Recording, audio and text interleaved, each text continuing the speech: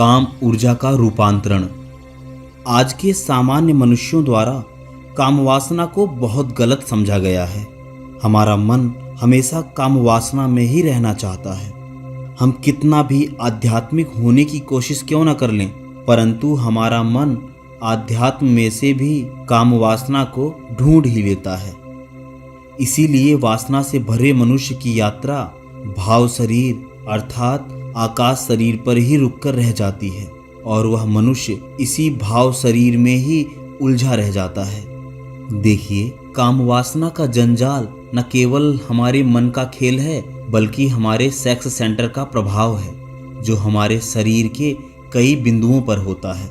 यह हमारा मन हर चीज को मॉडिफाई कर लेता है। इसीलिए काम ऊर्जा का रूपांतरण करना कठिन हो जाता है। काम ऊर्जा को रूपांतरित करने के लिए हमें सेक्स सेंटर के बारे में जानना होगा, जिसे आध्यात्म में यौन चक्र कहा गया है। जैसा कि मैंने कहा, हर व्यक्ति के शरीर में एक सेक्स सेंटर होता है, जिसे यौन का चक्र कहते हैं। और इस यौन चक्र के कई पॉइंट्स हैं हमारे इस भौतिक शरीर में। इसीलिए विज्ञान कहता है कि इस भौतिक शरीर में जहाँ जहाँ यौन चक्र के बिंदु हैं, उस जगह पर एरोटिक जोन होता है। आपने देखा होगा कि संभोग की अवस्था में आप किन्हीं अंगों को बार बार छूने लगते हैं। जिन अंगों को आप संभोग की अवस्था में चाहे अनचाहे छूते हैं, उन बिंदुओं को विज्ञान एरोटिक जोन कहता है, यानी काम का बिंदु। हर यौन चक्र के बिंदु के पास एरोटिक जोन हो जाता है। आप लोगों को शायद इन बिंदुओं के बारे में ज्ञान ना हो, लेकिन अलग अलग समय में अलग अलग संस्कृतियों ने इन काम केंद्र के बिंदुओं के बारे में विस्तार से चर्चा की है। लेकिन आज के इस आधुनिक विज्ञान ने हमारे शरीर के सभी एरोटिक जोन्स यानी काम केंद्र के बिंदुओं को खोज लिया है। विज्ञान कहता है कि आपके कान का निचला भाग, जिसे आम भाषा में लर कहा जाता है, वह उतना ही संवेदनशील है जितना कि स्त्रियों के स्तन संवेदनशील होते हैं। संभोग की अवस्था में व्यक्ति जाने अनजाने इन काम केंद्र के बिंदुओं को छूने लगता है, जिससे उसके अंदर संभोग के प्रति उत्तेजना और बढ़ जाती है।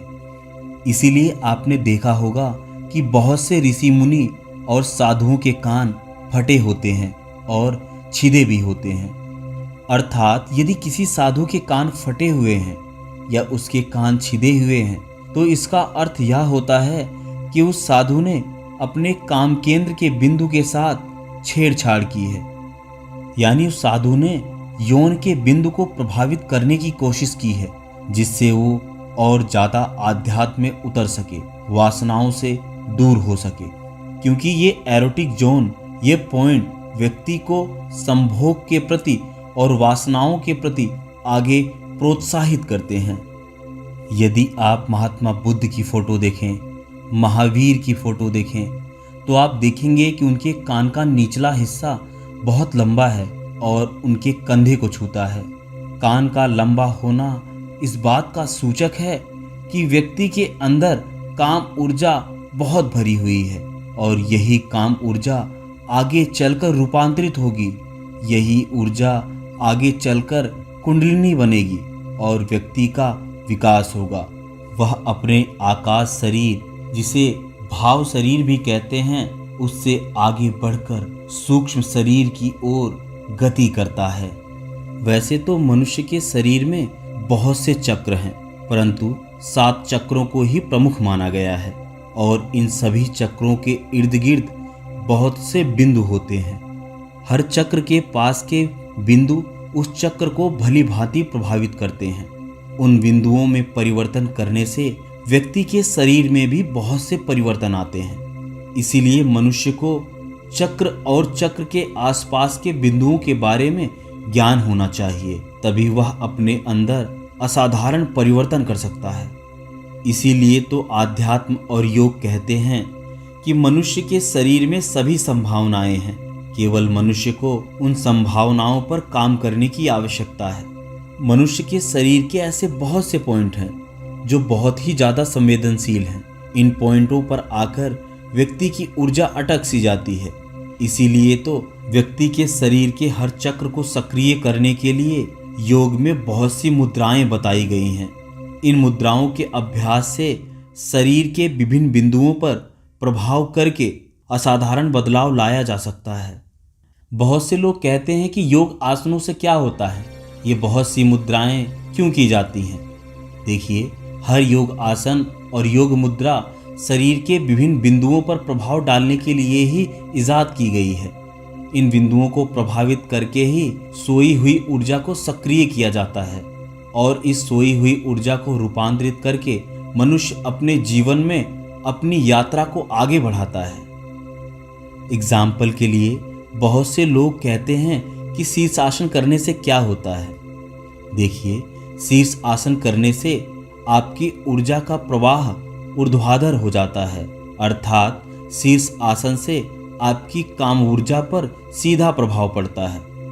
इसीलिए योगी और साधु शीर्षासन पर ध्यान देते हैं। जब भी आपको काम वासना घेरने लगे, काम वासना से आप भयभीत होने लगे, आप शीर्षासन का अभ्यास करना प्रारंभ कर दीजिए।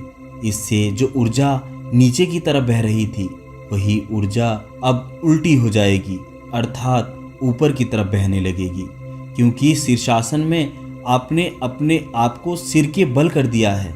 इसी कारण आपकी ऊर्जा का प्रवाह उल्टा हो जाता है।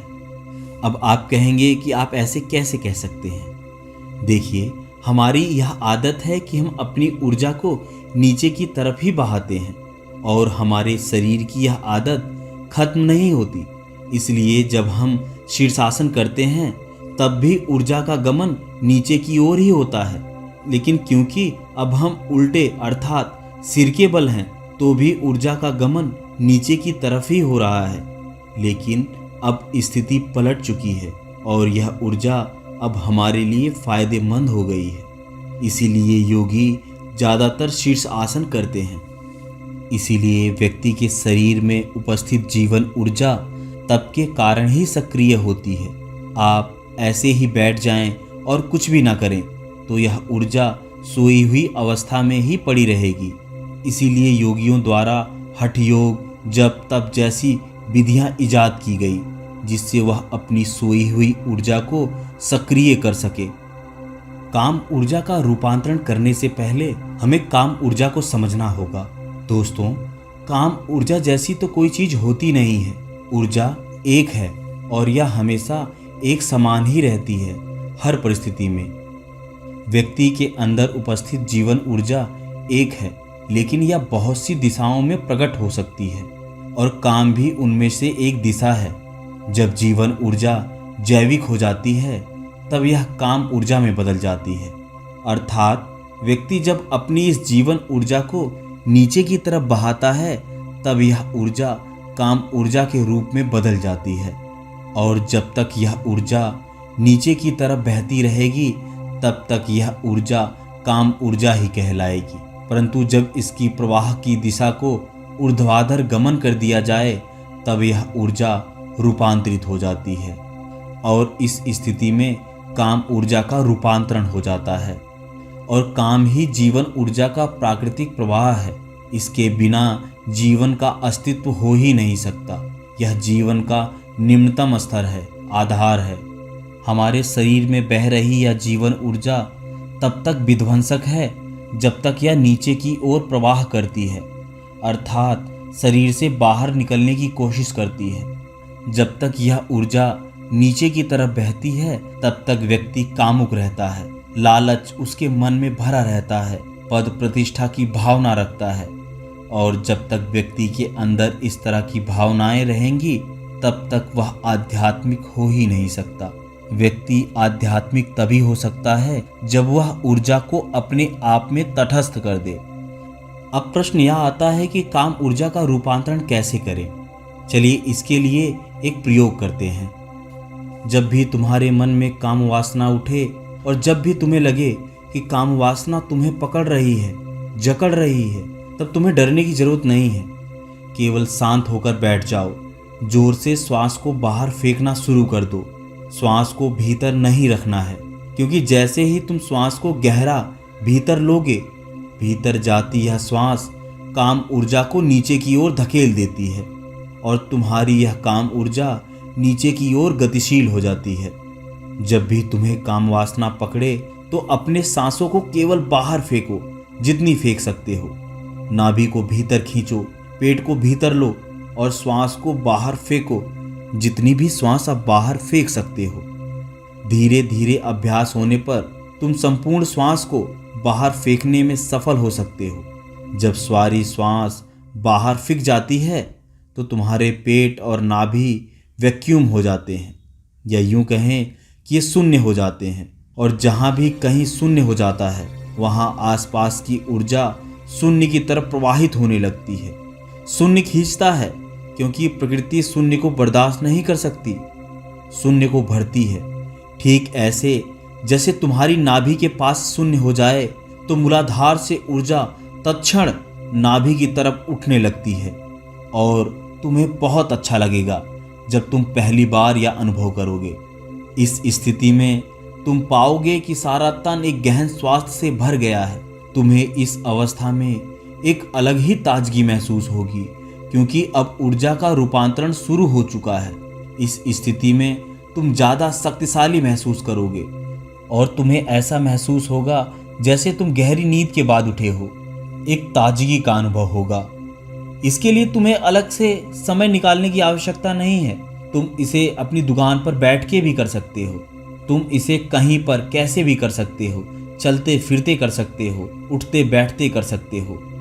बस इसके लिए थोड़ा आपको अभ्यास करना होगा और जिस दिन आपने यह अभ्यास कर लिया, समझो आपके अंदर की काम ऊर्जा रूपांतरित हो गई और आप आध्यात्म की ओर अग्रसर होने लगे। फिलहाल आज की वीडियो में बस इतना ही। वासनाओं के बारे में आपके जो भी प्रश्न हैं आप नीचे कमेंट सेक्शन में पूछ सकते हैं।